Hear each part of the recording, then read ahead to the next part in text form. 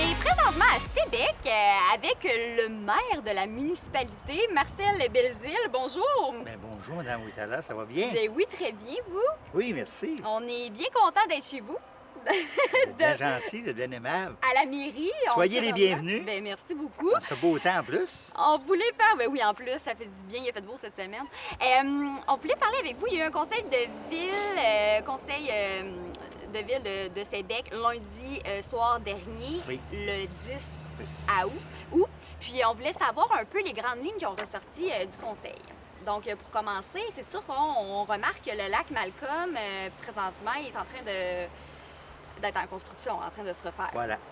C'est un projet qui remonte à, je dirais, 2017, qui a chopé un peu parce il manquait des données, d'informations. Et finalement, on a réussi à amener ce projet-là en 2020. C'est un budget d'environ 8,4 millions autour de ça. Et c'est un projet dont nous assumons le leadership au niveau de la municipalité de Sébec, mais qui est fait en partenariat avec la municipalité de Saint-Noël et de Saint-Damas. Comme quoi, à l'occasion, les municipalités peuvent travaillent ensemble et font du partenariat. Et évidemment, le projet a débuté quelque part vers le 19 de mai ou le 24 de mai, quelque chose comme ça. Et en bout de ligne, le projet l'asphaltage devrait se terminer pas très tard en octobre à cause évidemment des situations climatiques pour l'asphaltage. Alors le dossier va de bon train. On a une très belle collaboration de la part du contracteur d'une part, sous-traitant, très belle collaboration de la part de notre surveillant de chantier. Et évidemment, nous, comme municipalité, avec les expériences qu'on a vécues antérieurement, je peux vous dire qu'on est aux aguets beaucoup. Notre directeur général, accompagné de la directrice adjointe, vont sur le chantier régulièrement. Nous avons des réunions de chantier régulièrement. Et je peux vous dire que tout semble en harmonie.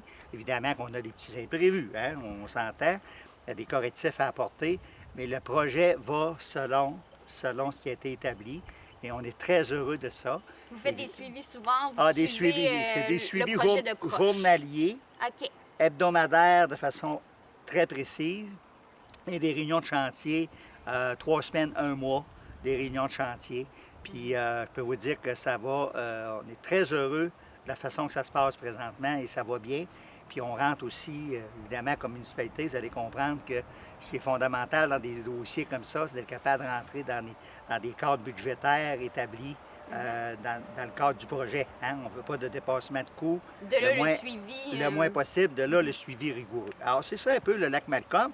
Et bien sûr, au grand bénéfice de nos contribuables, c'est une route interconnectrice importante. Il circule beaucoup de gens. Oui, c'est une route importante. On sait qu'il y a un camping dans ce secteur-là. C'était réclamé depuis des années. Alors, évidemment que ça, je vous dirais que ça vient faire le tour. Ça vient faire le tour carrément de l'ensemble du réseau routier intramunicipal, comme tel, sous la responsabilité de la municipalité. On a fait la route Pouliot, le rang 2, le rang 3, la route Rio, la route Meluc. Et là, c'était le dernier projet qu'on avait. Non le moindre. C'est non le moindre, mais il faut admettre qu'à toutes les fois qu'on fait des projets, on a beau être subventionné, mais il y a une part qui va aux contribuables. Et malgré tout ça, on tente d'atténuer, d'amoindrir nos dépenses, justement, de justifier tout ça pour venir atténuer la taxe à nos contribuables, qu'on n'a pas augmenté d'ailleurs pour le budget 2020. On est bien heureux de ça. Bonne nouvelle, oui. Puis effectivement, la route du lac Malcolm, est vraiment importante dans la vallée. Elle est souvent utilisée. Puis juste cet été, on doit faire le détour. Puis toutes les fois, moi, je suis surprise. Oh mon Dieu, je peux pas passer par la route du lac Malcolm. C'est-à-dire, à la limite, c'est marqué circulation locale. Les gens pourraient passer. Sauf qu'on ne garantit pas les délais d'attente. C'est en circulation en alternance, donc on ne garantit pas la circulation correcte, les délais d'attente. Donc, on en a jusqu'au mois d'octobre. C'est ça. En fait, là, je ne me souviens pas de la date exacte, là, mais fin septembre, tout devrait être fait pour... Puis j'avais remarqué que l'asphaltage se fait également de façon à mesure. Hein? C'est fait par étapes. C'est vraiment bien planifié. Il y a des secteurs de bien identifiés. C'est vraiment bien planifié. Puis on rentre actuellement dans nos échéanciers. faut tenir la corde raide, là, mais on rentre dans nos échéanciers, on est bien content. Excellent. Il y a aussi un projet de biomasse qui se passe présentement. Évidemment que au départ, quand on est entré au pouvoir comme nouveau conseil, on a revu toutes les bien des situations, dont le dossier de la biomasse qui est à côté de nous autres, la chaufferie ici à côté. Et on s'est rendu compte qu'au niveau de l'approvisionnement, d'une part, c'était trop dispendieux.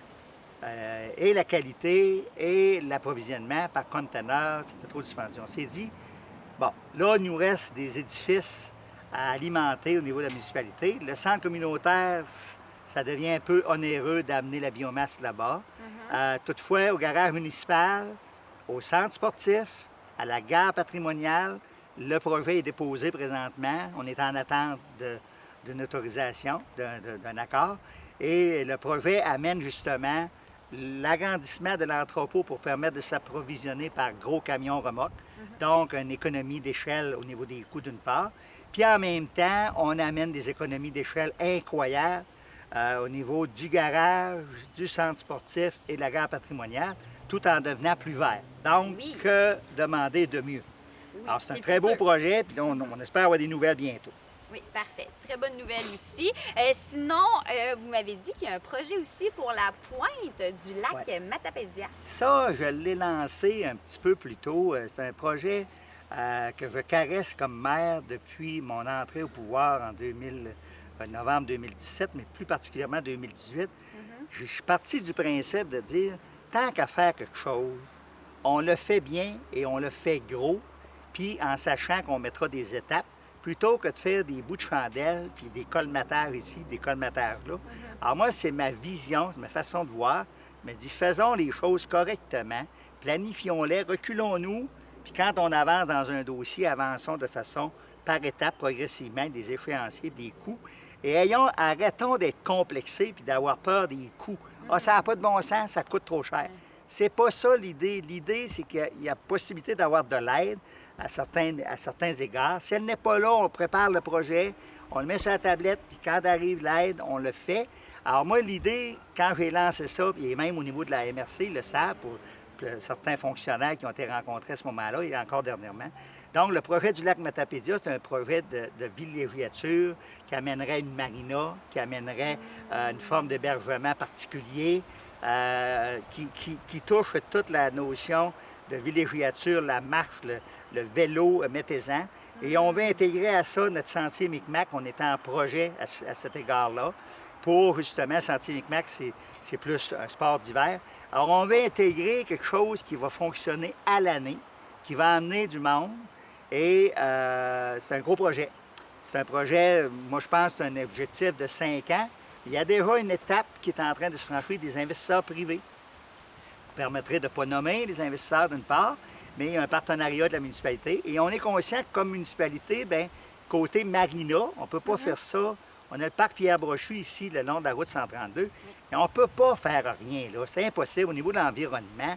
On ne fera pas ça dans les chasses de canards, puis on ne fera pas ça dans les grenouilles non plus, puis il n'y a pas d'eau. L'environnement ne donnera pas l'autorisation. On ne serait pas obligé. Donc, on réoriente, on s'éloigne un petit peu de la 132, on mettra des bonnes indications, puis on veut que le monde vienne à Sébec. Oui, puis c'est mieux aussi que ça ne soit pas sur le bord de la route. Oui, puis il y a un potentiel énorme de marina, de kayak, le lac de Matapédia bateau. est incroyable aussi, Bien, donc pourquoi pas l'exploiter? On ne l'exploite pas. Et évidemment, ce projet-là s'inscrit dans le cadre des objectifs du schéma d'aménagement, des objectifs de l'éco-territoire habité. Puis, on a droit à notre part comme municipalité. Il y a assez de choses qu'on a de la difficulté à maintenir, à conserver des acquis. Bien, si au moins, à cet égard-là, on est capable d'amener une valeur, une plus-value, on est capable d'amener plus de gens, et on pense que ça va contribuer beaucoup aussi à notre développement. Oui, puis on s'entend que le lac Matapédia pourrait être plus exploité. On s'entend que... On se comprend. Puis la beauté de notre projet, c'est qu'on avait des contraintes environnementales au niveau du phosphore, mais la beauté de notre projet, c'est que tout ce qu'on est en train de penser présentement, c'est connecter avec le réseau d'aqueduc et d'égouts de la municipalité. Donc, ça ne met aucun phosphore dans le lac. Fait que, quelles seraient les raisons qui nous empêcheraient de le réaliser? De le réaliser. Donc, c'est un projet qui avance. Il y a déjà une étude une étude de faisabilité. On est en train de faire un montage financier. Et on a un partenariat des investisseurs qu'on ne dévoile pas pour le moment. Mais la municipalité est aux aguets de tout ça, puis on veut fonctionner. Pour terminer, vous m'avez annoncé qu'il va y avoir un jeu d'eau en 2021. Oui, en fait, Jeu d'eau, il s'inscrit dans la démarche qu'on avait déjà amorcée depuis quelques années, mais qu'on attendait. Jeu d'eau, tennis, puis on voulait faire des aménagements.